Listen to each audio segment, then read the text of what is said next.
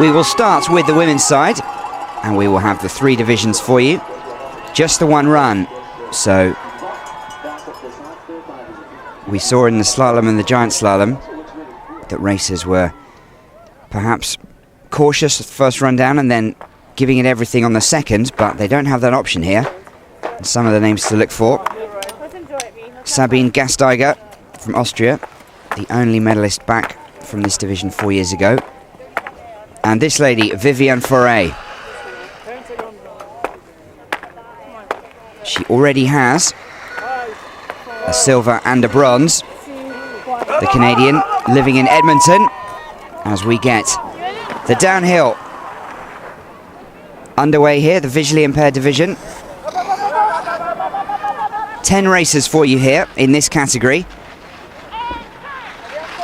And you can hear the guide, Lindsay Debou, calling the turns out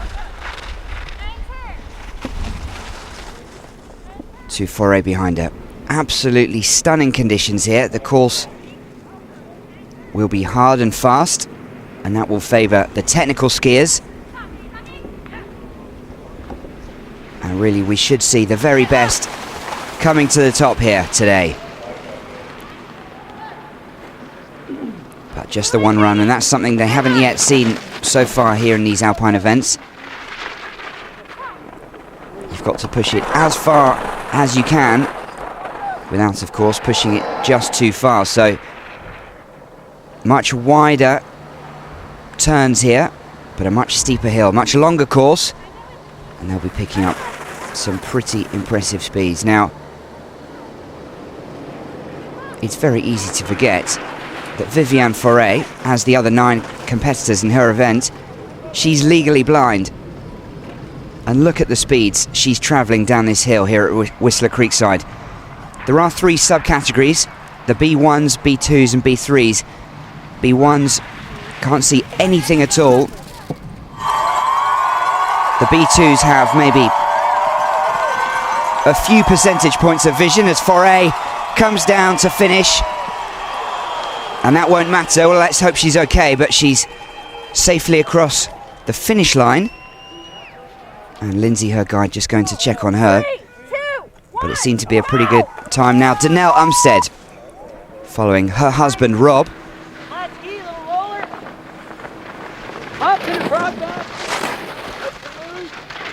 And she got 2 silver medals in downhill races in Aspen in the last World Cup event in the warm-up here. So Danelle didn't finish the slalom, an 8th in the giant slalom, but this, the downhill, is where she comes to the fore.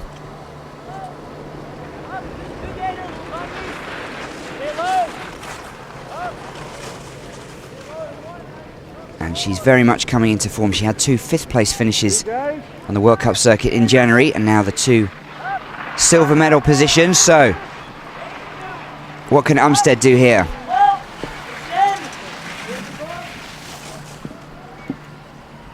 Coming down this steep pitch down towards the finish now. That's the time to beat. She's not going to do it. And Fay just up on her feet, we saw there, which is good to see. And these racers going at remarkable speeds. As I said, all legally blind. Now, there are 3 different categories. We don't see any B1 racers in the downhill today. In the women's division, we will see 1 B1 man. B1. Are you okay? Yeah. So any pain anywhere? No, it's good. Okay, everything's all right? Yeah. So, all right. So, It's alright if we slip first. I just have a feel. Okay, any pain here at all? No? And good to see Good. You okay? Yeah. the course medics taking absolutely no chances there with Viviane Forest. She's bounced back to her feet, and she does appear to be okay as Danelle comes through with Rob.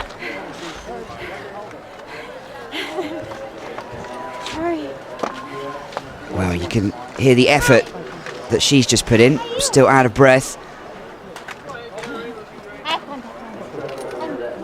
And the B1s, who we don't see any of in the women's division, they have to wear blacked out goggles in this visually impaired category, so if they have any light at all that gets into their eyes, well, that's blocked out. The B2s have a little bit more vision, and the B3s further still, so perhaps just a bit of peripheral vision as we see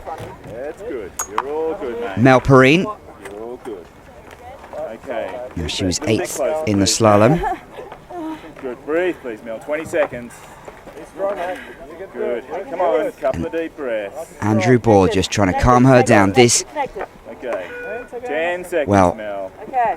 Okay, you good, Mel? I'm so good. We're almost there. 3, 2, 1, go, Mel, go! incredible courage and guts these racers have to hurl themselves down this steep downhill course.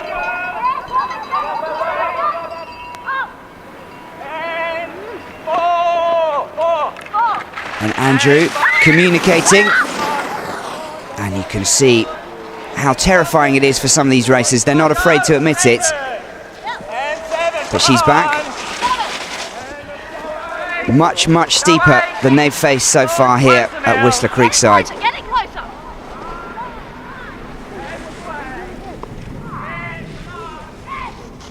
Mel Perrine making smooth turns.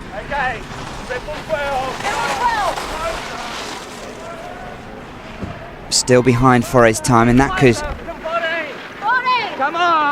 certainly be one that will put her in contention at the end of these 10 races. So, Perrine coming down these final few wide turns. And it's good to see the sun here at Whistler Creekside, isn't it? This event was postponed due to the fog we saw earlier in the week, and then the Alpine program was completely reshuffled because of this better weather that had been predicted for the latter stages of this week. And the organisers will be breathing a deep sigh of relief that their somewhat controversial decision was very much vindicated. The fog we saw in the last couple of days, and look at her flying over that jump. So impressive here from Mel Perrine.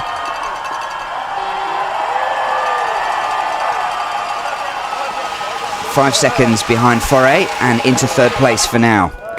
So Sabine Gastiger, silver medalist from 4 years ago in this, the downhill, already has a gold and a silver here from the two events. And look at her coming around these turns.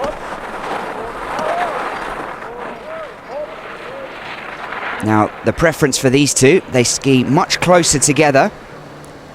Sabine following her guide, Stefan Schoner. And you'll see that, well, Sabine clearly going quicker than Mel Perrine, but Gastiger is a B3 and Mel Perrine was a B2, so Gastiger has slightly more sight, and the factoring element comes into play here, so that the different categories within the visually impaired event are all evened out. So the B2s flying over that jump, safe landing.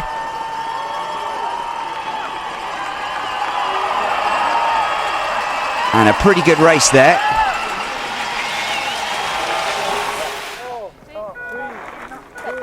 So Anna Kuliskova following her guide Michaela Hubakova, the sole representative from the Czech Republic, and unfortunately for Anna, she's not going to complete this downhill course. Well, she'll be desperately disappointed. She got 2 golds in the final warm-up World Cup events in Aspen earlier this month. You can see her in slow motion, still charging down this course, just clipping the outside gate. And she does seem to be okay, and that's good to see, but desperately disappointing. Years of training. She posted 2 second-place finishes in January, and then those 2 golds in Aspen. So Viviane Fay in the yellow there, hugging Sabine Gastiger, the 53-year-old Austrian. Good job. Farkasova's in the gate. And as we heard, Farkasova, Henrietta Farkasova, is in the gate. Now, she won the giant slalom And she won both downhill races in Sestria in Italy in January. Finished the season ranked 3rd in World Cup standings in this downhill. Downhill, you made it down, you're safe. Well, that's very much the aim, particularly for these visually impaired competitors, just to make it down safely. Well, Viviane and Lindsay, her guide, it is very much a partnership. They are number 1 for now. But Farkasova from Slovakia may have something to say about that. So our leader, Viviane Fay, we see there in the picture, she is a B2, so she does get a time boost against the B3s. Instead of awarding medals separately for the different subdivisions, there is just one medal of each colour awarded. And the idea is it makes it more competitive. Now, if you've tuned in before to our Alpine coverage, you'll know there's a very complicated factoring system that it isn't widely published, and because it can be controversial, you could of course have some people say, well, I go quicker so I should win, but it's not the case because everyone has different levels of vision, and with some of the conditions that these races have, the vision can differ from day to day. But certainly the conditions fantastic today, so no extra disadvantages for them. Number 6 on the right hand side, Henrietta Farkasova. And what's happening here is that Kulova, who we see there, who crashed out, they'll just be working out whether to send her down to the finish or just to hold her here for now. And they're just repairing that gate.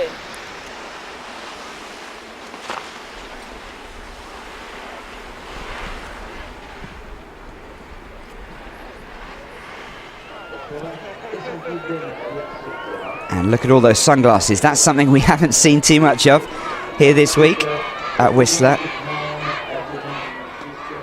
Even with sunglasses, some people still shielding their eyes. And it is a packed grandstand. Down at the grandstand, down at the finish line. Lots of support, lots, of course, Canadian flags. But at the moment,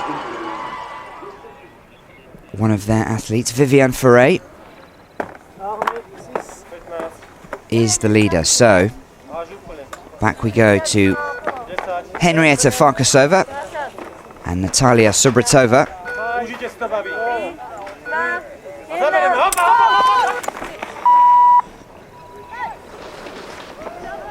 So Farkasova looking to continue her gold medal form.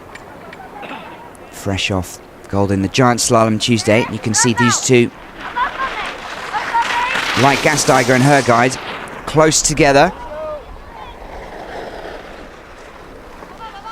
The guide will have to stay within a certain distance for safety reasons, obviously, but within that there is a certain amount of flexibility, and that will just be down to personal preference. But the trust and the relationship between these two, so important, particularly in this downhill event, and the speeds that these racers are hurtling down this hill. Farkasova skiing very nicely indeed here. And it is mind-boggling how they're able to,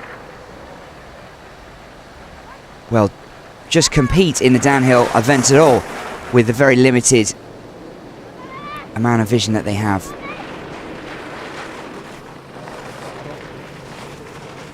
To say these athletes